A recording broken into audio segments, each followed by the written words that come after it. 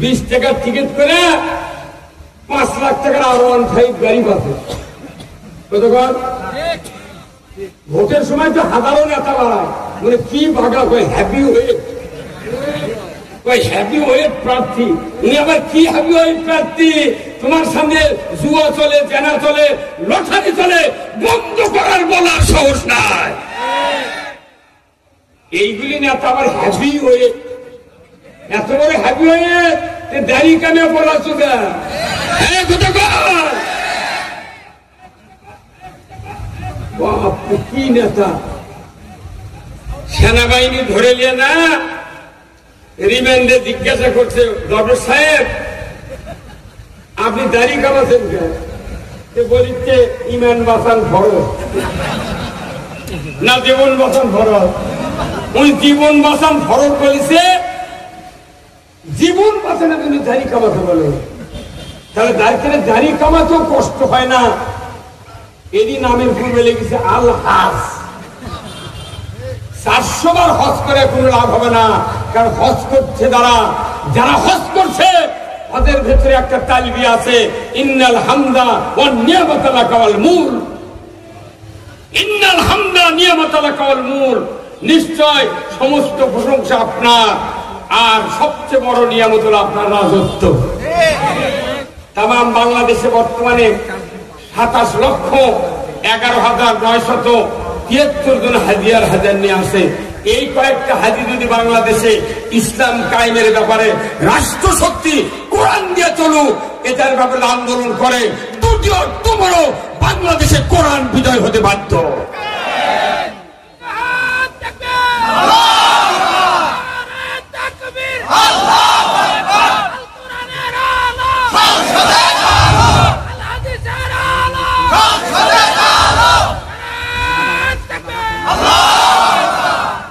আজকে খুতবাতে বলা হলো সার্কুলার লাভ নাই, মাহফিলে বলা হলো চুরি হারাম, জানা হারাম, সুদ হারাম, পর্দা ফরজ, নামাজ কায়েম করো, এগুলো শুধু সার্কুলার, কোনো লাভ নেই, ক্ষমতা নেই। তো এটা বলা আমাদের জীবন ব্যথা, একবারে ব্যথা। কিন্তু দেখেন আমরা যারা বক্তব্য দিয়ে ধর্মীয় নেতার, এরা তো রিলিজিয়াস লিডার, এনারা ধর্মীয় দিক দিয়ে মানুষকে সার্কুলার দেন। ক্ষমতা না থাকার যদি প্রত্যেকটা সার্কুলার পথে পথে মার খাচ্ছে। আর সংসদে গেছে এমপি, ওটা হলো রাজনৈতিক নেতা। আমরা হলাম ধর্মীয় নেতা, আর সংসদে এমপিরা গেছেন, ওনারা কি নেতা? রাজনৈতিক নেতা। ওনারা সার্কুলার দিচ্ছেন। মাননীয় স্পিকার, সংসদের সামনে প্রশ্ন হচ্ছে যে আমার এলাকার জনগণ আমাকে নির্বাচিত করেছেন, আমার এলাকায় বগুড়া গোদারপাড়া থেকে ছোটকুন্ডা পর্যন্ত একটা মাটির রাস্তা আছে কাঁচা, এটা পাকাকরণ করতে হবে। কথা বলেন। শিক্ষামন্ত্রী বলতেছে, মাননীয় স্পিকার আমরা বহুদিন হলে এদেশে বাস করছি, আমাদের এদেশে সংখ্যালঘু কিছু অমুসলিম আছে সনাতন ধর্মীয় গ্রুপের, আমাদের এই সকল শিক্ষা প্রতিষ্ঠানে মুসলমান এবং সনাতন ধর্মের কিছু কথাগুলো যদি বই পুস্তকে সাপ্লাই দেওয়া হতো, তাহলে সবার কাছে বৈষম্য থাকতো না, সব আমরা একাকার হয়ে যেতাম। এটা করতে গিয়ে কাউকে আলু ভর্তা বানান শিখাতে হবে, কতক্ষণ? এটা করতে গিয়ে কাউকে ব্যাঙ্গের মতো লাপান শেখাতে হবে, কতক্ষণ লেখা? আবার পাঠ্যপুস্তকে লিখতে হবে তিরিং তিরিং সাইকেল চালানো, কতক্ষণ? আচ্ছা কত এই সার্কুলার ওনারা সংসদে দিলেন, এই সার্কুলার ছাড়াও কি আজ থেকে 50-100 বছর হলে মানুষকে আলু ভর্তা বানায়নি? এই কতক্ষণ লেখা? বিবাহ হওয়ার পর যেগুলো মহিলার বিবাহ হয়েছে, ওনারা কি খাটের উপর বিছানা পাততে শেখেনি? কতক্ষণ? সাইকেল চালান শিখেছে, ভর্তা বানান শিখেছে, বিছনা করাও। কিন্তু ওনারা এই বাজে কথাগুলো যে সার্কুলার দিয়েছেন, এই বাজে কথা সার্কুলার দেওয়ার সাথে সাথে তাদের হাতে ক্ষমতা আছে বিদায় পুস্তকের পৃষ্ঠা পৃষ্ঠায় মুসলমানের ধর্ম কিতাব, অমুসলিমের দুর্গা কালী পূজার মাথা দিয়েছে, কথা ঠিক কিনা? কারণ কি, খারাপ কাজের সার্কুলার দেশে ক্ষমতার কারণে এই অযোগ্য কথাগুলি বই পুস্তকে কায়েম হয়ে গিয়েছে। আর আমরা কোরআন শরীফ থেকে বলছি কথা, ছাত্র কায়েম হওয়া উল্টো মামলা, উল্টা মামলা, উল্টা হামলা, উল্টা খুন, উল্টা আইনের ঘর, কথা নেই কিনা? যে দেশে শতকরা 92% মুসলমানের দাবিদার, সেই দেশে মাহফিল অনুমতি নিয়ে করা লাগতেছে। এইবার লাগিচ্ছে, হা হা হা, কি কথা, কি শান্তি। হ্যাঁ, আমাকে মুখের কাছ থেকে কিছু কিছু লোক এই 16 বছর আগে মাউথপিস ঘুরিয়ে দিয়ে বলেছে কানের পট্টি গরম করে দেব। আবার কিছু কিছু নেতা তারা এসে আমাকে বলছে, হুজুর আপনি কথা দেখে শুনে বলবেন।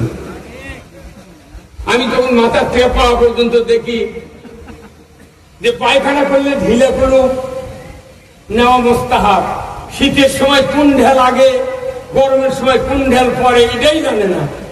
আমাদের কাছে টর্চারিং করে, হুজুর দেখে শুনে কথা বলবেন। তখন মনের দুঃখে আমি বলতাম যে ভাই, আমি তো কোরআন মুখস্থ করে যাচ্ছি, আপনারা কোরআন আপনি নিয়ে পেছনে বসে আমার কয়া কয়া দেন, আমি শুনে শুনে বলি। কতক্ষণ টাকা দেখি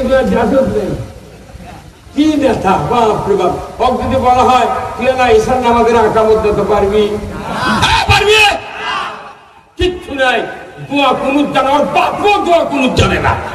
25 বছর হলে ইমামতি করে ওই মসজিদের যিনি সভাপতি, দোয়া কুনুত জানে না।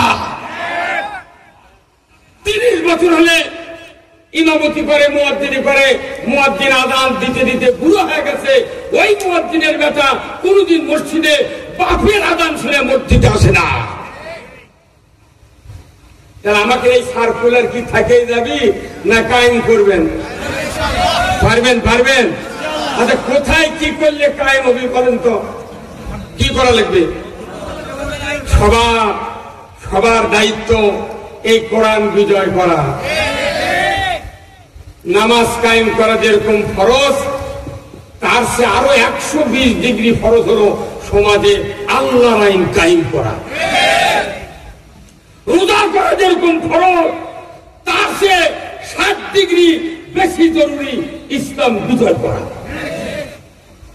অথচ আমরা নামাজ, রোজা, হজ, যাকাত, তওবা, তিলাওয়াত, তাসবিহ, তাহলিল, জিকির, আজকার, দাড়ি টুপি নিয়ে মৌজ করতেছি। কোনদিন ইসলাম বিজয়ের কথা আজকের সমাজে বলে যারা, তাদের উপর মামলা হামলা, যারা বলে না তাদের গায়ে মুসাও পড়ে না। ভাইরা আমার, আজ থেকে 1500 বছর আগে আল্লাহর নবী পৃথিবীর জমিনে আসলেন। ওনার বয়স যখন 17 বছর, হিলফুল ফুজুল গঠন করলেন সমাজের মানুষগুলিকে অন্যায়, অবিচার, জুলুম, নির্যাতন থেকে বাঁচানোর জন্য। 17 থেকে 23-24 চলে গেল বয়স, কোনো কাজ হলো না। মক্কাতে এত দুর্ভিক্ষ দেখা দিল, মক্কাতে খাদ্য নাই, অর্থ নাই। একদিকে রসুলের বাবা দুনিয়ায় বেঁচে নাই, মা বেঁচে নাই, দাদা বেঁচে নাই, শুধু চাচার কোলে হযরত আব্দুল্লাহর আপন ভাই ছিলেন আবু তালেব, তার কোলে কাপলে মানুষ হচ্ছেন। একদিন হঠাৎ করে আবু তালেব বললেন, মুহাম্মদ ভাতিজা, তোমার খাওয়া পড়ার জন্য আমার দরজা উন্মুক্ত, কিন্তু অভাব দেখা দিয়েছে, কি করা যায়? একটা কর্মের ব্যবস্থা করা দরকার। মুহাম্মদ সাল্লাল্লাহু আলাইহি ওয়াসাল্লাম নবী হন নাই, মাত্র 24 বছর বয়স। উনি বললেন, চাচা কি করতে হবে আপনি বলেন। আবু তালেব বললেন, মুহাম্মদ তোমাকে কর্মের ব্যবস্থা করে দেই। কোথায়? বলে এই মক্কাতে 7 জন ধনী মানুষ আছে, তার ভেতরে 3 নাম্বার ধনী হলেন হযরতে খাদিজা। তখন তার হযরত খাদিজা ছিল না, এখন যেরকম হযরত শেখ হাসিনা।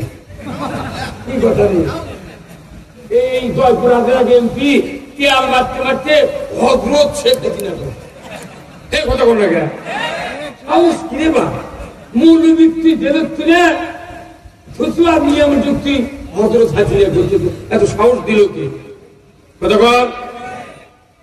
আবার ওই রাজশাহী বাগমারা মাহফিলে গেছিলাম দিনের বেলা, 15 আগস্ট একটা মিলে হচ্ছে, হুজুর কত তুমি একটু দোয়া করো, 15 আগস্টের জন্য দোয়া করো।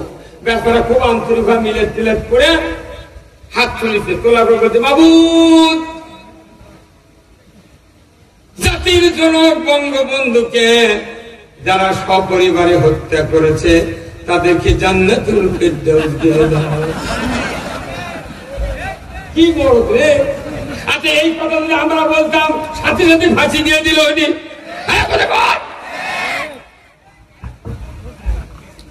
শিক্ষা প্রতিমন্ত্রী রৌমারী থানার শিক্ষা প্রতিমন্ত্রী 15 আগস্টে দোয়া করতেছে, মাগো বঙ্গবন্ধুকে তুমি জাহান্নামের সর্বোচ্চ জায়গায় স্থান দেন। আজ এই দোয়া কবুল হয়ে গেছে রে পাগল, ওর কে দোয়া আল্লাহ কবুল করছে, পালাবো না। এই কোরআনুল কারিমে একটা আয়াত আছে, এই পৃথিবীতে নাজিলের পর থেকে 2 বার এই আয়াত পৃথিবীতে কায়েম হয়েছে, 2 বার কার্যকারী ভূমিকা পালন করেছে। আজ থেকে 200 বছর আগে লক্ষণ সেন নেবে একটা রাজা ছিল, লক্ষণ সেন পলে গেছে রাজ্য থেকে, জনগণকে এত অত্যাচার করেছে, ওই যে পালায় গেছে আর ফিরতে পারে নাই। 200 বছর পর বাংলাদেশ থেকে আমাদের দেশের একটা প্রধানমন্ত্রী পালিয়ে গেছে।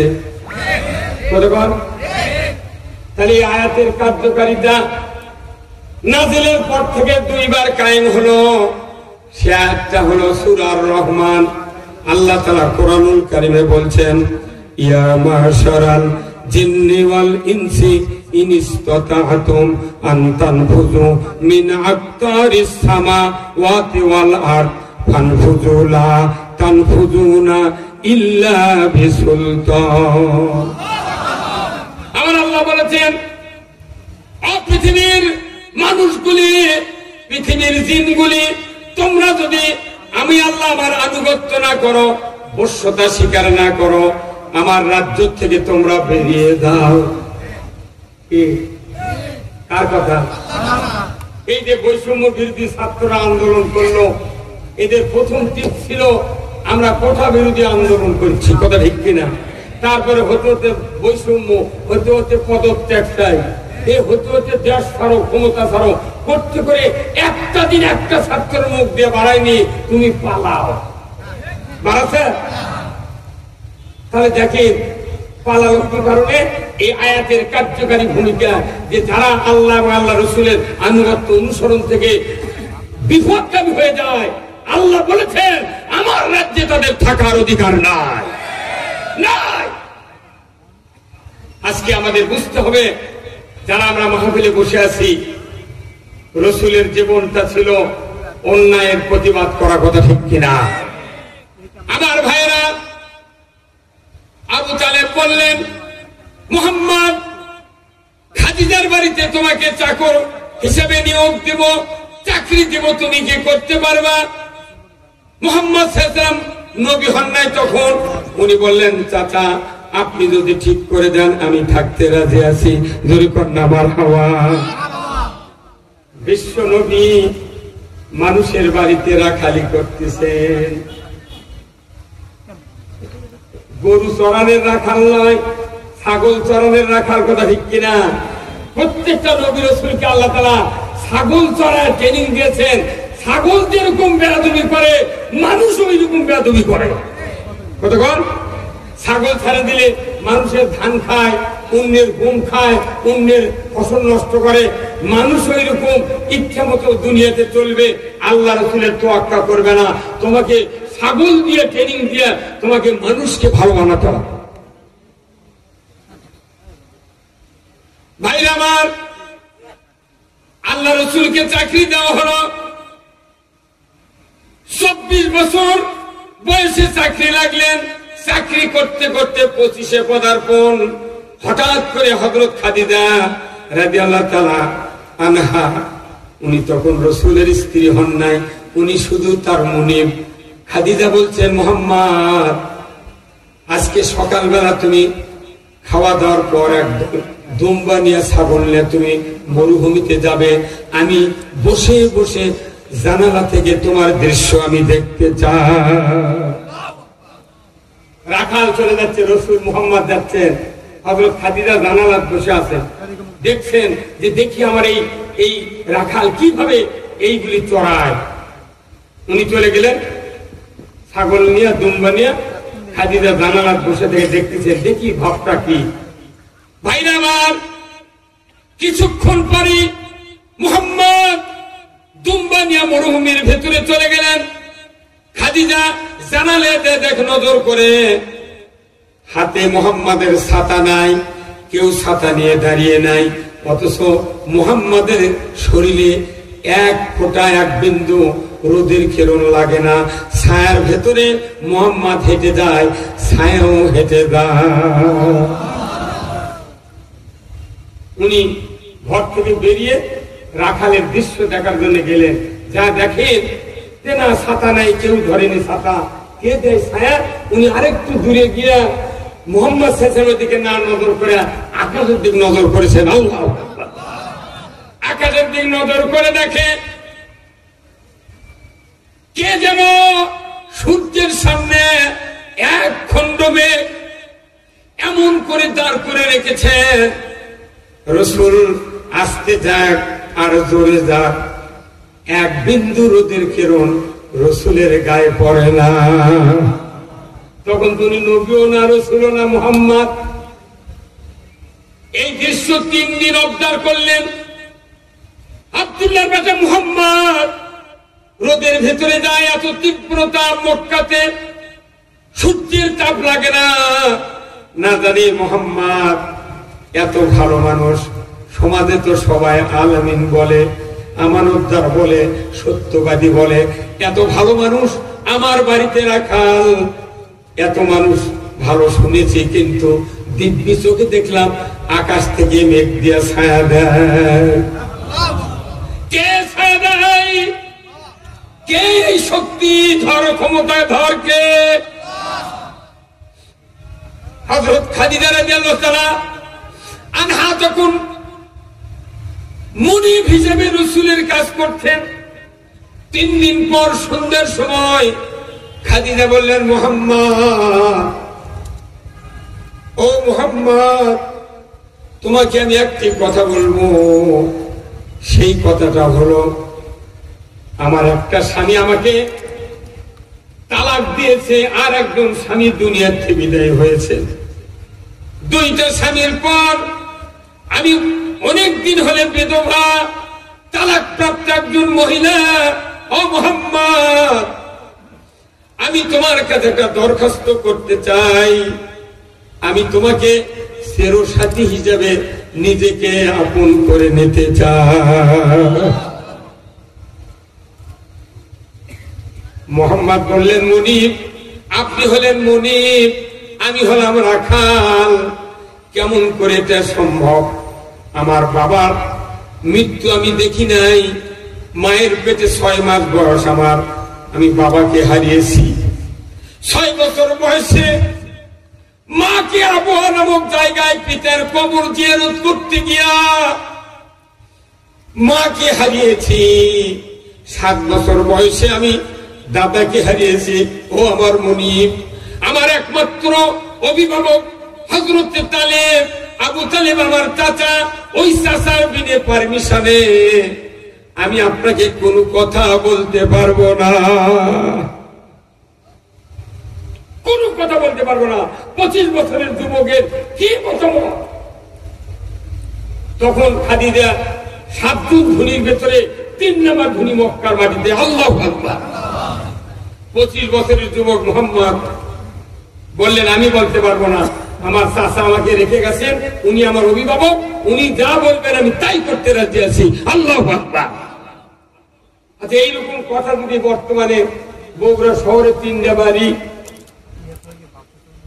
10 বিঘা জমি, 2টা ব্যবসা, 4টা বাস, এমন একটা মহিলা যদি একটা 16 বছরের যুবক বলে, ভাই তোমাকে আমার খুব পছন্দ, তোমাকে আমি বিয়ে করতে চাই, এখন ওই ছেলের বাপ আছে, ভাই আছে, দাদা আছে, নানা আছে, দুলে ভাইও আছে, এই বাংলাদেশে 16 বছরের যুবক ওই কথা বলবি যে আমি বাপের থেকে শুনি, তারপরে বলবো এই কবি, তখনই কবি চ বগুড়া প্রভুত্ব লটারি খেলা হচ্ছ, বিয়ে করে এখনই ঢাকা বেলে চলে যাবো, কথা ঠিক কিনা? তাহলে রসুলের 25 বছরের চরিত্রের কি বক্তব্য? আমার কাছে যুবক ভাইদের যদি রসুলের 25 বছরের চরিত্র যদি ধারণ করা হতো, আমার দেশে পিতামাতার বিরুদ্ধে একটা যুবক বিবাহ করতে পারত না, পারত না।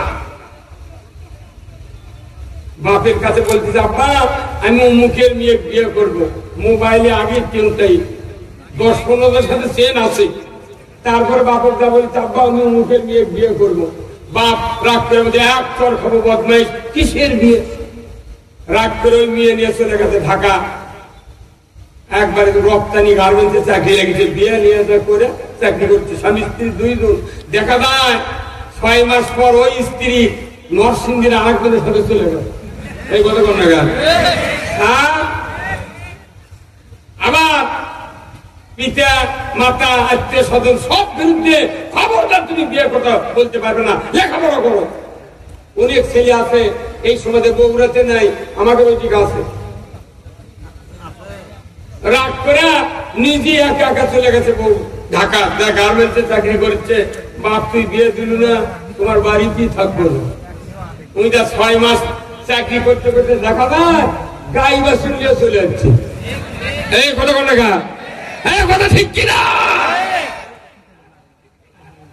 রসুলের চরিত্র দেখেন যুবক ভাইরা, আর আমাদের চরিত্র সমাজের কি? নবুয়ত পাওয়ার আগে কি চরিত্র, কি ব্যবহার, কি একনিষ্ঠতা, কাকে নবী বানাবে আল্লাহ তার চরিত্র আগে থেকে ঠিক করেছেন, কথা ঠিক কিনা? কি নবী? একদিন কাবা শরীফের মুতাল্লি ছিলেন, ওনার দাদা নাম কি? Abdul Muttalib. উনি কোন সালিশ করতেন, আমাদের এলাকার নেতা করে দরবার হয় না ভাই, উনি ওই রকম নেতা। মক্কার মাথাতে ওই দরবার হচ্ছিল, তো সিয়েটের সব দেশে বসার জায়গা। তখন মোহাম্মদ সাল্লাল্লাহু আলাইহি ওয়াসাল্লাম ছোট্ট, এই 5-6 বছরের একটা সন্তান, ছোট। এখন যে সিয়েটটা আব্দুল মুত্তালিবের, ওই সিয়ারে এসে মোহাম্মদ সাল্লাল্লাহু আলাইহি ওয়াসাল্লাম ছোট্ট মানুষ সিয়ারের উপর বসে হেলান নিয়ে বসে আছে। সুবহানাল্লাহ। দরবারের শত শত মানুষ বসে আছে, বাপরে মক্কার একটা মুতাল্লি, কাবা ঘরের রক্ষণাবেক্ষণকারী, এত বড় একটা সালিশদার, তার সিয়ার এই ছোট্ট বাচ্চারে কে রে? ওর দাম কি দেওয়ার কথা, তাই না? চেনে না তো এই বাচ্চাকে। তখন আব্দুল মুত্তালিব আসা ওই মোহাম্মদ সাল্লাল্লাহু আলাইহি ওয়াসাল্লাম ছোট্ট বাচ্চা, তার সরে না দিয়ে সিয়ারের নিচে বসে গেছেন। আল্লাহু আকবার। কোথায় বসছে? সিয়ারের নিচে। লোকেরা চিন্তা করছে যে প্রামাণিক সাহেব, মাতব্বর সাহেব, মুতাল্লি সাহেব, আপনি নিচে বসলেন কেন? ওই সন্তান তুলে যে আপনি বসেন, আপনি নেতা যদি নিচে বসেন আমাদের আর ইজ্জত থাকে? আব্দুল মুত্তালিব বললেন, এ সালিসের লোকেরা, তোমরা জানো না এই মক্কাতে যে সন্তানকে চেয়ার থেকে নেমে দিতে বলছো আমাকে, তোমরা জানো না এর পরিচয় যদি জানতে তোমাদের চেয়ার ছেড়ে দেয়া এই সন্তানকে বসা দিতে। ইনি হলেন, কিছু বলেন, কিছু বলেন, তা আপনি বসেন। আপনার চেয়ার থেকে আমার ভয় ভয় খেপে যাচ্ছে নাকি করছেন? আমি আমার টাইম হলে আপনি দিবেন সিগন্যাল, একবারে রেলগাড়ি থেমে দেবো। খাক উনি ভালো করে খাওয়া করবেন। আমার গতকালকে মাহফিল ছিল ভিন্ন জগৎ নাই, তারাগঞ্জ থানা রংপুরের, তার থেকে 16 কিলো পশ্চিমে ভিন্ন জগতের ওখানে ছিল। আমি মাহফিল থেকে বাড়ির যা ঘরের ভেতর ঢুকেছি, আর ফজরে আযান দিয়েছে, নামাজ পড়ে সকালবেলা দেখি 3 গ্রুপ মানুষ যাচ্ছে, ওর গ্রুপ বিদায় করে দিয়ে মসজিদে নামাজ পড়ে গেছি। নামাজ পড়ে বাড়াচ্ছি, পাবনা থেকে মানুষ এসে নন্দীগ্রাম বাস স্ট্যান্ডে সাইন্ডে ওর গ্রুপ বিদায় করে যাচ্ছি। ভাই আমি রেস্ট নিই, আমার আগামীকালকে মাহফিল আছে চাপায় নবাবগঞ্জ। আমি খুব সরলি অল্পক্ষণ আমি আপনাদেরকে কথা বলবো, যে কথা শুনলে রাসূলের আদর্শ বোঝা যায়। যেরকম আল্লাহু আকবার। আমার ভাইরা, আল্লাহ রাসূল বললেন, খাদিজা ও আমার মুনিব, চাচার কাছ থেকে না শোনা পর্যন্ত উত্তর দিতে পারবো না। চাচাকে বললেন, চাচা আমার মুনিব খাদিজা এই পরামর্শ দেয়, খবর কি করা যাবে কি না, আপনার কথা ছাড়া আমি উত্তর দিতে পারবো না। আবু তালেব বললেন, মুহাম্মদ আমাদের তো সয় সম্পদ অনেক ছিল, এখন অভাবে শেষ হয়ে গেছে, তোমার বাবা নাই, মা নাই, দাদা নাই, আমার তো সন্তান আছে, তুমি যদি ভালো মনে করো আমি হুকুম দিতে পারি, তুমি খাদিজাকে বিবাহ করো। 25 বছরের যুবক আর কয় বছরের জানেন তো? রাসূলের বয়স 25 আর 40 বছরের নারী। 25 থেকে 40 নবুয়ত পাচ্ছেন, তার কত বছর হলে 40 হয়? 25-এর সাথে যোগ দিলে 15। তাহলে রাসূলের 15 বছর বাড়লো, আর যেটা 40 বছরের নারী তারও 15 বছর বাড়লো, কত হয়? হ্যাঁ, 55 বছর বয়স রাসূলের স্ত্রী খাদিজা। তখনও নবী হন নাই রাসূল, মুহাম্মদ নবী হন নাই। রাসূলের বয়স চলে গেল 40, আর ওনার বয়স 55 বয়সের নারীর স্বামী এইবার কি নবুয়ত পাচ্ছে, আলহামদুলিল্লাহ। উনি চিন্তা করলেন, 17 বছর থেকে চেষ্টা করলাম, মক্কার সমাজের কোনো পরিবর্তন করতে পারলাম না। ও খাদিজা, দেখতে দেখতে আমার বয়স 40 হয়ে গেল, কিন্তু 40 তো হয় নাই, মাত্র 37 বছর বয়স। 37 বছর বয়সে রাসূল মুহাম্মদ বললেন, খাদিজা আপনি তো 55 বছরের নারী, আমি তো 37 বছরের যুবক, আমি এই লোকালয়ে থাকবো না, এই সমাজের পরিবর্তন করতে হবে, আমি নির্জনে থাকতে চাই। জমিন থেকে 2500 ফিট উঁচু জাবালে নূর গারে হীরায় আমি থাকবো। খাদিজা স্ত্রী হিসেবে আমি তোমার কাছে আবদার করছি, আমাকে 3টি বেলা খেজুর, জমজমের পানি আর ভাত তুমি যদি আমাকে বহন করে খাওয়াতে পারো, তাহলে আমি ওই জায়গায় নিরিবিলি একটু আল্লাহর কাছে, আকাশের মালিকের কাছে পরামর্শ চাইতে পারি। জোরে কন্যা আল্লাহু আকবার। 37 বছরের যুবক গাড়ি হিরায় গেলেন, 55 বছরের স্ত্রী তাকে বললেন, ভাত পানি খেজুর আমাকে বহন করে খাওয়াতে হবে। বলুন তো, 3.5 বছর থেকে 3 বছর রাসূলের নবুয়ত পাওয়ার আগে পুরা 2500 ফিট পাহাড়ে উঠে উঠে দিনে 6 বার, একবার উঠেছে আবার নেমেছে, 6 বার ওঠা নামা করে রাসূলকে খাদ্য জোগাড় দিয়েছেন। জোরে বলুন না ঠিক কিনা? 55 বছরের নারী ভাত বয় খেলেছে কোথায়? আর আমাদের স্ত্রী এই 55 বছরের একটা মহিলার যে আদর্শ মানতো, মাহফিল থেকে ফিরে দেয়, যখন দরজার ডাক দেয়, নইমের মামা একটু দরজা খোলো, তখনই আপনাকে ঝাড়ি মারতেছে। এই কথা বল না, কেমন ঘুম ধরছে আর আজকে বিরক্ত করবার কথা, ঠিক কিনা? কোথায় মুসলমান? ও মা বোনেরা, অনুরোধ করছি, খাদিজার মতো একজন স্ত্রী তার সহায় সম্পদ সব রাসূলের আছে অর্পণ করার পরেও নবুয়ত পাওয়া পর্যন্ত 3.5 থেকে 3 বছর গাড়ি হীরায় খাদ্য বহন করে দিয়েছেন। কি যোগ্যতা? কাকে বলে স্বামী ভালোবাসা? আমরা বগুড়াতে যারা বসবাস করি টাউনে, এখন বৈগ্রামও টাউন হয়ে গেছে। কি ভাই, এই যে শহর বন্দরে কত মসজিদে মানুষ আবার, কিন্তু রোজার মধ্যে, রোজার 15 দিন থেকে নিউ মার্কেট খালি মহিলা। আমি গতবারের রমজানের আগের রাত্রের রোজার ভেতরে মাহফিল ছিল, সেই আশ্রন্দ বাজার সাপাহাট, ওখান থেকে গাড়ি নিয়ে আকবরিয়া হোটেলের সামনে দাঁড় করে 12:30টার সময় নিউ মার্কেটের মধ্যে ঢুকে দেখি পুরো নিউ মার্কেট মহিলা দিয়ে জাম।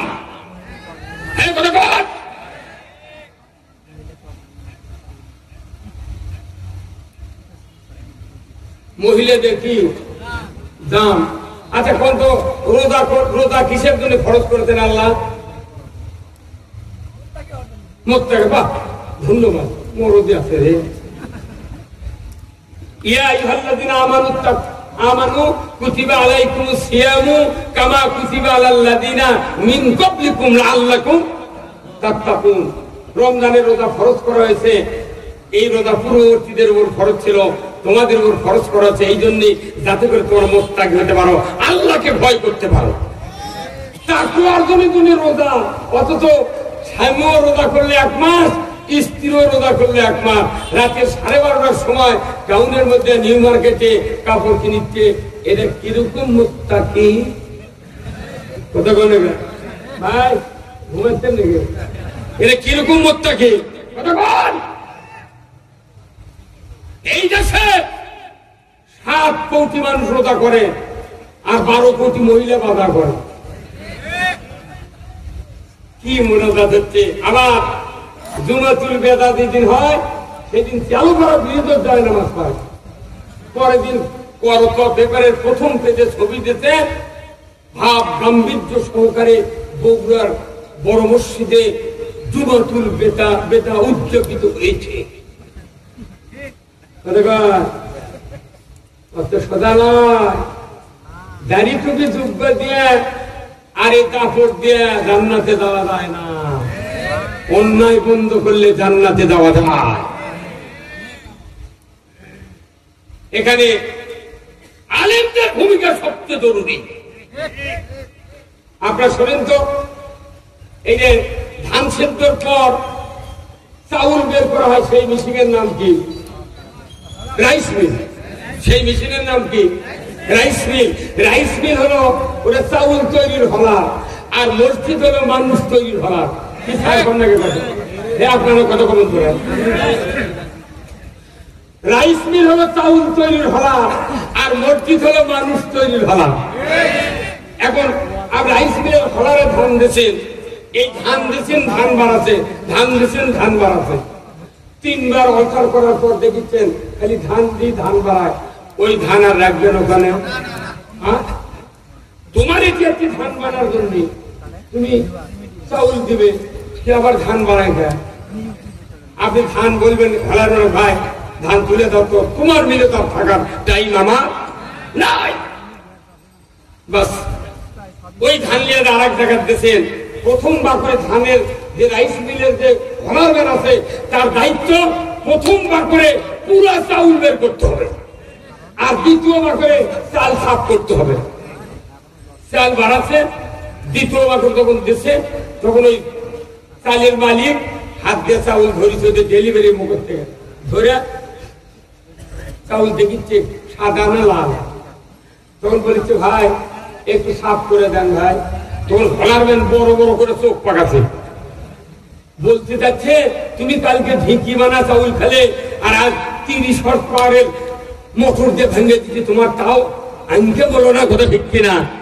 তখন বলেছে না ভাই, ছেলের মা বলেছে না সাদা করে দাও। হ্যাঁ কতক্ষণ কার দোয়াই দিছে? ওনার স্ত্রীর দোয়াই দিছে। তখন হাতুর নিয়ে হলারম্যান ওই ছুরি আছে, এই আলোটা একবারই, এটি একবারই দেখেন এখন করছে না ভাই হয়নি। তারপরে ডেলিভারি পেছনে দেখবেন নেট আছে একটা, নেট পেছনে দিয়ে চাপ দিয়েছে ভাই হচ্ছে না তো হয়নি। যখন ওই ডেলিভারি ঝাঁপনি সরে বাম হাত দিয়ে তখন এই বৃদ্ধাঙ্গুলি দিয়ে যখন চাপ দিয়েছে তখন চাউল সাদা বাড়াচ্ছে। তখন বলছে ভাই এখন দেখেন তো, তখন বলছে হ্যাঁ ভাই এইবার হবে। কখন চাউল কখন সাদা হচ্ছে? যখন আঙুল দিয়ে চাপ দিয়েছে তখন চাউল সাদা হচ্ছে। আচ্ছা হলার থেকে যদি চাউল লাল বাড়ায়, ধান বাড়ায়, তাহলে দোষ কার? হলার ড্রাইভার হলে ট্রাকেরও ড্রাইভার আছে, যে ভাষা যেটি দরকার সেটা করা লাগবে। ধান থাকে লাল হয় তাহলে দোষ হলো হলার মেনে, কথা বল। তাহলে ওটা চাউল তৈরির হলার, চাউলের কোন ত্রুটি হলে দোষ হলো হলার মেনে, না মিলালা কার দোষ? হলার মানে। আর মসজিদ হলে মানুষ তৈরির হলার।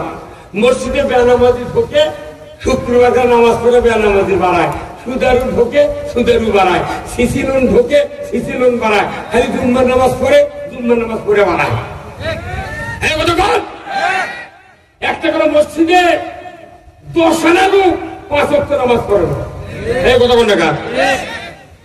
6 আনা লোক নামাজ পড়ে তো বুড়ো, আর বাদ বাকি লোকজন কি করে আল্লাহ ভালো জানে। তাহলে মসজিদে কত ইমাম যাচ্ছে, কি যোগ্যতা সম্পন্ন ইমাম, মুহতামিম, হাফেজ, মুফতি, বক্তা, তুখর বক্তা মসজিদে খুতবা দিচ্ছে কি সুন্দর করে। বলেন তো ওই মসজিদে কি কোনোদিন আমরা বলেছি যে যারা যারা 5 ওয়াক্ত নামাজ পড়েন তারা হাত তোলেন? তো কোনোদিন কেউ তুলিছে? মোতাল্লিক ইবাদত করে দেয়। কেন ইবাদত করেছে? আল্লাহ এমন একটা আল্লাহ, তিনি এই কোরআন শরীফে লৌহে মাহফুজে মসজিদের কমিটি বানাতেছে, যে এই মসজিদে নামাজে তৈরি করার জন্য একটা যোগ্য কমিটি দরকার। এই রাষ্ট্র ভালোর জন্য একটা রাষ্ট্র সক্রিয় ও যোগ্য সংসদ সদস্য দরকার। কমিটি আল্লাহ বানাতেছে, এই গুণ থাকলে কমিটির থাকা লাগবে। যদি পারো গুণ অর্জন করবে কমিটির থাকো, না পারলে তোমার কমিটির জায়গা। এখন ইমাম সাহেবরা যদি বলে যারা যারা নামাজ পড়েন 5 ওয়াক্ত হাত তোলেন, তাহলে মোতাল্লিরা, কর্মী, কেশিয়ার, কমিটির লোক হয়ে হুজুর আপনার কেবলা দেখানোর জন্য রাখিছে, আপনি পোষায় থাকেন, চলে যান তো। নামাজ আমার ব্যাপার, কি কথা দেখা। কিন্তু তাই করে হবে? আল্লাহ কোরআনে বলছেন। ভাই আপনাকে বিরক্ত হচ্ছে নাকি? আল্লাহ বলছেন ইন্নামা ইয়ামুরু মাসাজিদাল্লাহ মান আমানা বিল্লাহ ওয়াল ইয়াউমিল আখির ওয়া কামাস সালাতা ওয়া আতাজ যাকাতা ওয়া লাম ইয়াখশা ইল্লাল্লাহ। আমার আল্লাহ বলছেন 5টি গুণ যাদের আছে, 5টি গুণ যাদের আছে তারা মসজিদের কমিটি থাকতে পারবে। কার কথা? কয় গুণ? আরে বা মসজিদের কমিটি রাজনৈতিক দলের নিয়ে তারা জায়গা পায়। কথা বলে রে, কথা বলে। ওই আমি উন্নত দলের ওয়ার্ড সভাপতি, আমাকে মসজিদের কমিটি বানার লাগবে। তুমি কি প্রাইমারি পাস হয়ে যায়? কত করে রে? কি ভাই ওই দলের নেতা কিন্তু মসজিদের কমিটি বান, আর তুই বদলা লড়ার যোগ্যতা নেই।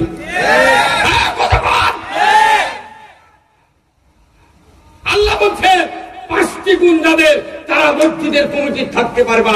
1 নাম্বার আল্লাহর উপর ঈমান, আখিরাতের প্রতি ঈমান, যারা নামাজ কায়েম করে, যাকাত আদায় করে, আর আল্লাহ ছাড়া কাউকে পরোয়া করে না, ভয় করে না। আল্লাহু আকবার। যদি কোন মসজিদে কমিটি না থাকে, কোন প্রাইমারি হাই স্কুলে যদি কমিটি না থাকে, অ্যাডহক কমিটি তৈরি করে। কি ভাই, তাই না? এটা আরো জানে কি sir? Ad hoc committee, ad hoc committee মানে অস্থায়ী কমিটি। এই অস্থায়ী কমিটির পদাধিকার বলে সভাপতির দায়িত্ব টিউন সাহেব পালন করে। কি ভাই? সরকারি লোক। তাহলে যদি, আর আল্লাহ বলছেন, রসুল বলছেন যে ওই মসজিদের যিনি খতিব হবেন তাকে ওই কমিটির সভাপতি থাকতে হবে।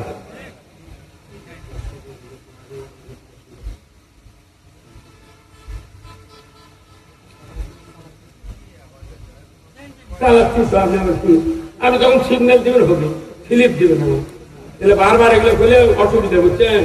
মনে করি এগুলো কথা ভালো লাগছে না আপনার।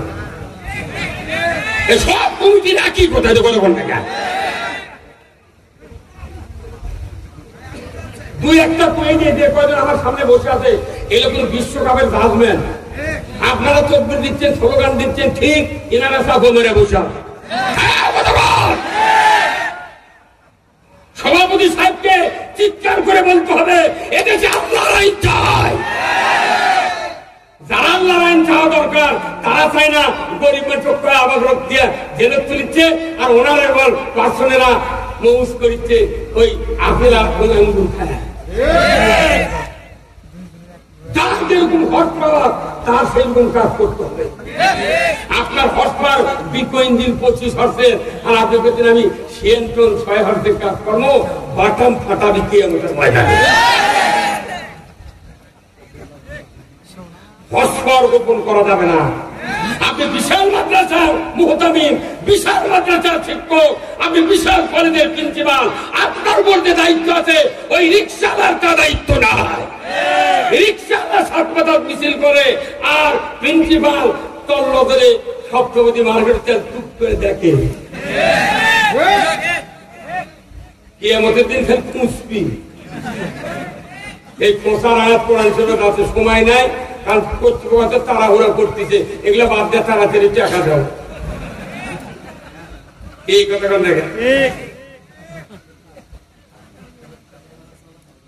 ভাইরা আমার, আল্লাহ রাব্বুল আলামিন বলেছেন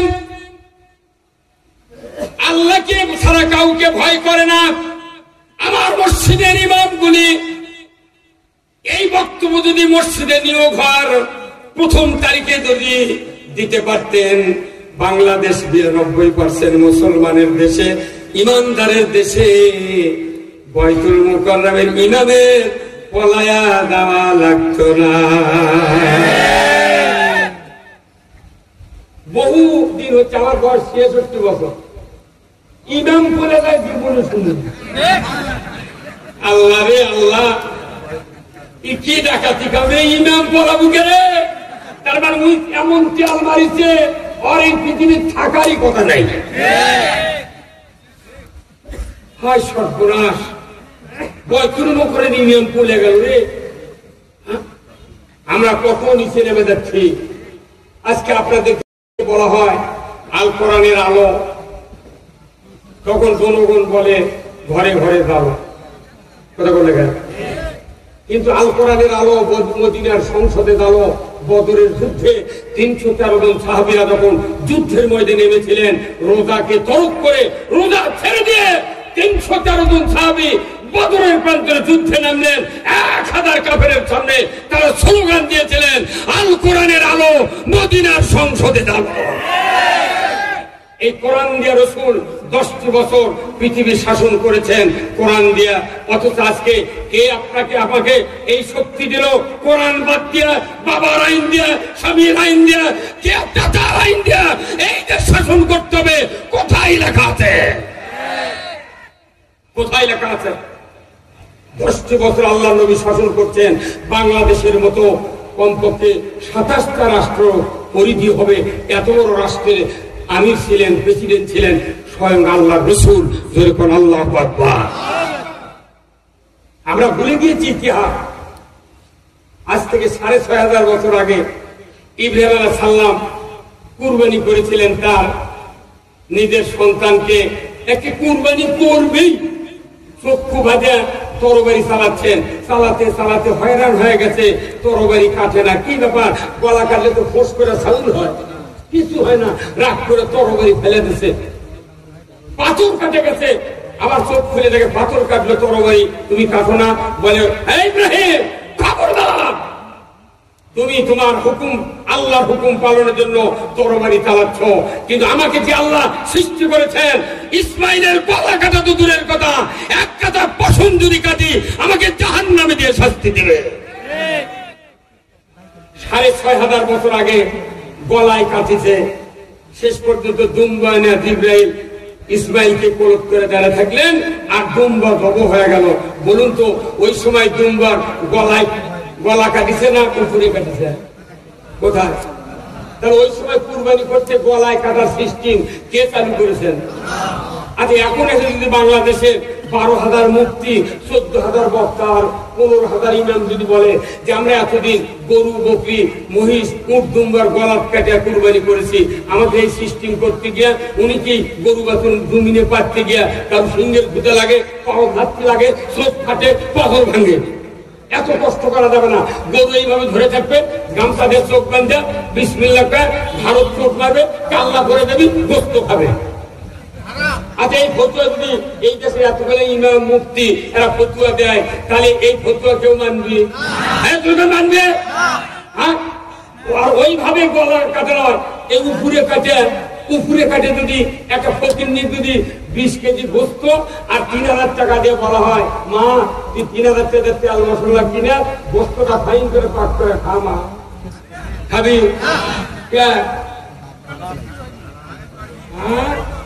তার মানে এটা হলো সিস্টেম আল্লাহ, গলার কাটলে সেটা হারাম আর উপরে কাটলে হারাম। তাহলে আপনি গরু কুরবানি করতে গলার না কাটে উপরে কাটলে টাকা দিলেও গোস্ত খেতে চান না, লাইফে করছেন হারাম। তাহলে যে আল্লাহ সুদ হারাম করেছেন সেই সুদ দেশের চলে, আর আপনি জুম্মার মধ্যে এতে কাজ করছেন।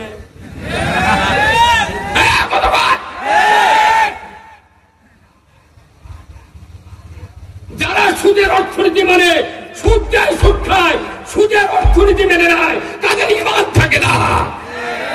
কোরআন শরীফে যতগুলি অপকর্ম আছে, খারাপ কাজের কথা আছে, সমস্ত খারাপ কাজের মধ্যে সেরা খারাপ কাজ হলো সুদ। সুদের ৭০টা শাখা। 1 নম্বর আল্লাহ রাসূলের সাথে যুদ্ধ ঘোষণা করা। ৭০ নম্বর অপরাধ হলো নিজের মাকে নিকাহ করা। নাউযুবিল্লাহ।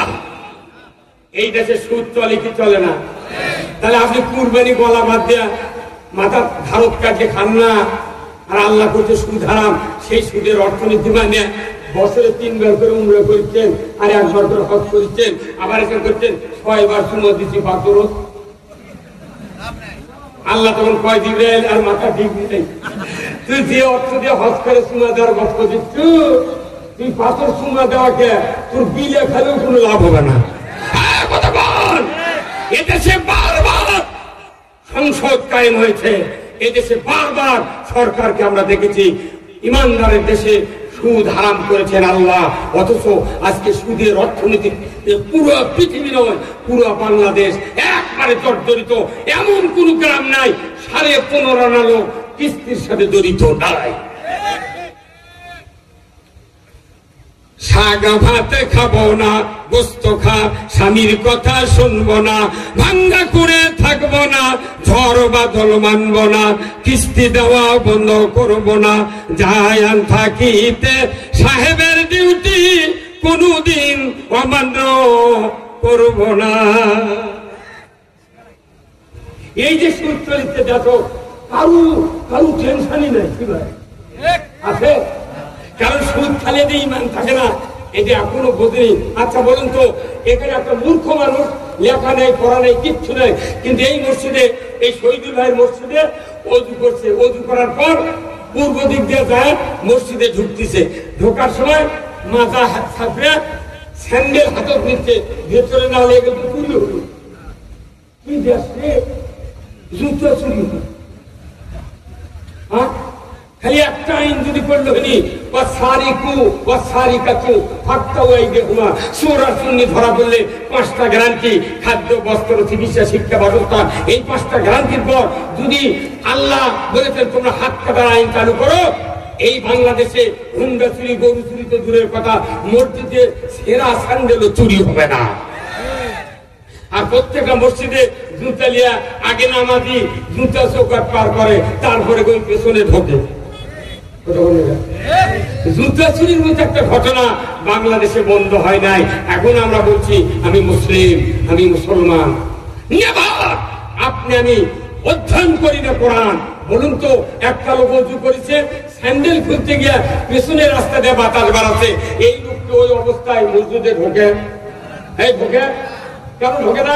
ওই মূর্খ লোক জানে আমার ওযু আর নাই। কেউ যদি রোজা থাকে, দুপুর বেলা যদি 1 প্লেট ভাত খায়, রোজা থাকে? নামাজ শুরু করেছে, নামাজ ফাতিহা সূরা পড়া হয়ে গেছে, এরপর আমার ছেলে বলছে, আব্বা উত্তর পাড়ার মুজাফফর কিংবা মুকুল ভাই আমাকে গরু খরচ দিয়ে নিয়ে যাচ্ছে। তখন যদি আমি নামাজের মধ্যে থেকে বলি, বাবা মুজাফফর কিংবা মুকুল দেরি করবে, বলো আমি নামাজ পড়ে বাড়াই, নামাজ থাকবি? তাহলে নামাজ ভঙ্গের কারণ জানলেন, ওযু ভঙ্গের কারণ জানলেন, রোজা ভঙ্গের কারণ জানলেন, সুদ ভঙ্গের কারণ শোনেন নি?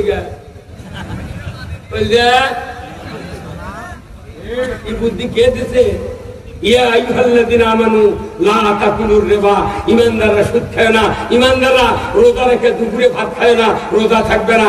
নামাজিরা নামাজ পড়তে পড়তে মাঝখানে কোনো কথা বলবে না, নামাজ থাকবে না। ঈমানদাররা ওযু করে তুমি বাই ছাড়ো না, ওযু থাকবে না। ঈমানদাররা তুমি ঈমান এনে সুদ খায় না, ঈমান থাকবে না। কোটি কোটি টাকা সিসি লোন, কোটি কোটি টাকা কিস্তির টাকা দিয়ে সারা বাংলাদেশ জলঞ্জলি হচ্ছে। ওই যায় নামাজ ভারত করে নিয়ে যায়, ঈদের নামাজ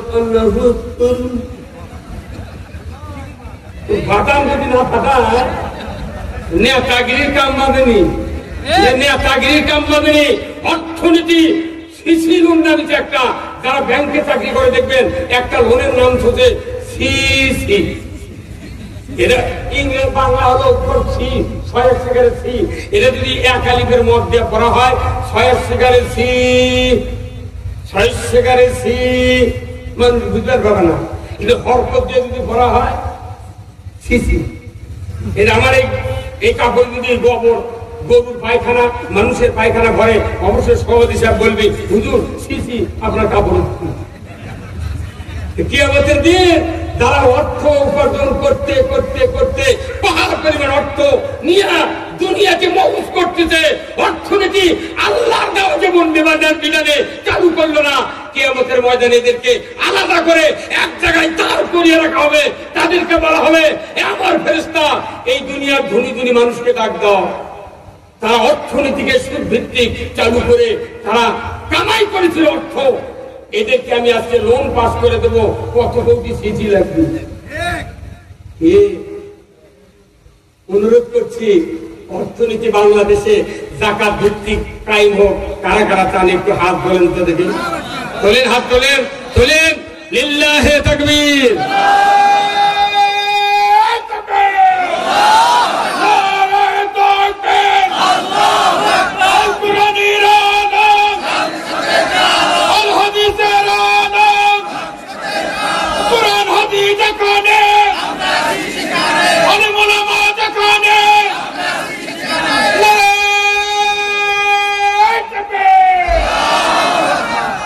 নবীজির ওই কথা কয়া, নবীজির ওই কথা কয়া সবাই কান্দে, কিন্তু নবীর সমাজ গড়ার কাজে শত দ্বন্দ্ব মনে বাজে। কি কথা ঠিক? আওয়াজ ধীরে হলো গা, জোরে ঠিক। নবীজির ওই কথা কয়া, নবীজির ওই কথা কয়া সবাই কান্দে, কিন্তু নবীর সমাজ গড়ার কাজে শত দ্বন্দ্ব মনে বাজে। নবীর কথা শুনতে ভালো, নবীজির আদর্শ ভালো, বক্তৃতার বিবৃতিতে সবাই বলতে পারে। সেই আদর্শে ব্যক্তি জীবন রাষ্ট্র গড়ার কাজে পিত্তদলে ছেঁচেতে করে, পিত্তদলে ছেঁচেতে করে বকে আজে বাজে, কিন্তু নবীর সমাজ গড়ার কাজে শত দ্বন্দ্ব মনে বাজে। কোন জায়গার বিরোধিতা নাই। রসুলের আদর্শ ভিত্তিক সমাজ গঠন করতে চাইলে আজকের সমাজের লোকেরা কার বিরোধিতা করে, কথা ঠিক কিনা?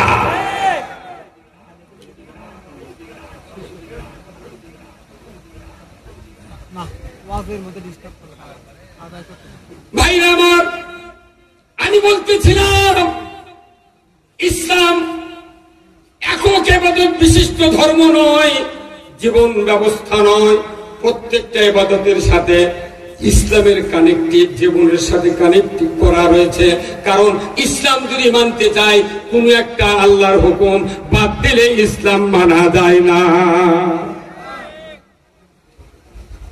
আপনাকে এখানে বগুড়া সাইকেল বিক্রি হয় না ভাই? ওই যে গোহাইল রোডের ওখানে সাইকেল এখন 14,000 টাকা দাম, ফোনের সাইকেল।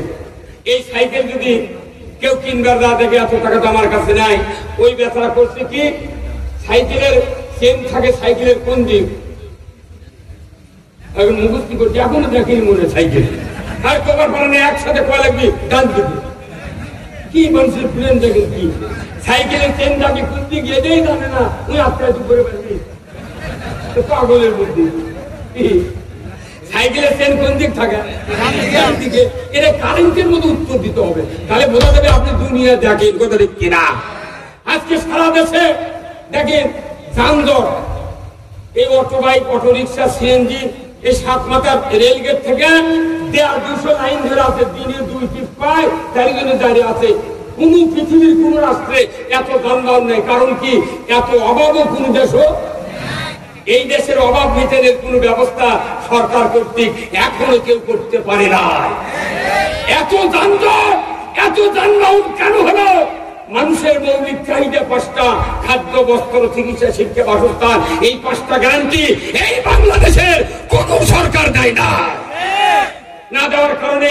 দ্রব্যমূল্যের দাম ঊর্ধ্বগতি শুধু একদিন 100 টাকা যদি ইনকাম হয় 4 দিন পর পর বাজার করবো তাহলে 4 দিনে 400 টাকা তাও 400 টাকার বাজার করলে 3-4 জন সন্তান নিয়ে কোন রকমকে দিন দেবে কথা ঠিক কিনা কথা ঠিক কিনা কিন্তু এই জন্য যানবাহন ধারণী তাই কষ্ট করে জায়গা জমি বেছে খালি ফ্রেন দিলে বসে আছে সৌদি আরব যান দিনে 1-2টা হুন্ডা চোখে পড়বি কোন ভ্যান নাই রিক্সা নাই কি তাহলে আপনি কোথা আপনার ফিদের বিপন্ডে কাজ করেন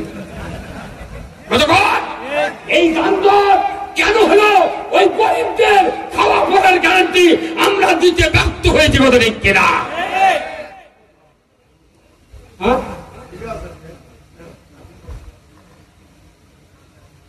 সকল দিক দেখতে হবে খালি নামাজ রোজা এর থেকে আবার কোরআন শিক্ষা দিচ্ছেন কোরআন কাছে আল্লাহ তাআলা রাসূল বলছেন তলাবুল ইলমি ফারিদাতুন আলা কুল্লি মুসলিমিন ওয়া মুসলিমাত আল্লাহ প্রথম আয়াতটা দিয়েছেন ইকরা বিসমি রাব্বিকাল্লাযী খলাক পড়ো মুহাম্মদ সৃষ্টিকর্তা রবের নামে আল্লাহ রাসূল বলছেন আল্লাহ যার কল্যাণ চান তাকে কোরআনের জ্ঞান দেন আজকে জাতি কোরআন পড়ে না মসজিদের ইমাম আমরা কোরআন পড়তে পারি না অর্থ বুঝাতে পারি না আজকে চতুর্দিকে সমস্যা বাড়তে বাড়তে ক্যান্সারে পরিণত হয়ে গেছে এই ক্যান্সার ভালো করতে গেলে কোরআনের আইন ছাড়া সম্ভব আছে সম্ভব আছে এই জন্য আসুন আজকের এই গোদারপাড়ার বিশিষ্ট জনেরা বিশেষ করে আমার বিআই শামসুল ইসলাম ভাই উনি এই গোদারপাড়ার অনেক লোকদেরকে নিয়ে এই মাহফিলের আয়োজন করেছেন এই ঈদগাহ মাঠ এই এলাকার মধ্যে সবচেয়ে বড় মাঠ আমি এখানে গর্ত দেখেছিলাম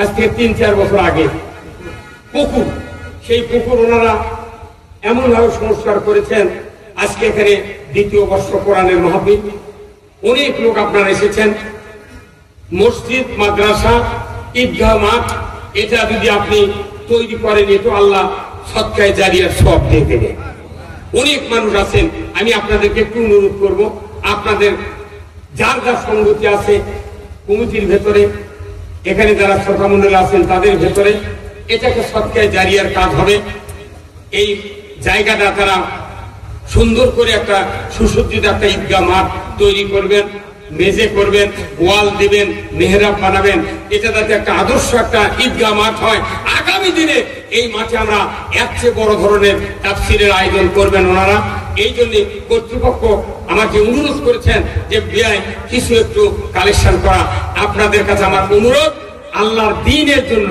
যে কথাগুলি শুনলেন এই ঈদগাহের জন্য আমরা কারা আছি 2000 5000 10,000 20,000 1 মণ ধান 200 টাকা 500 টাকা যার যা সঙ্গতি আছে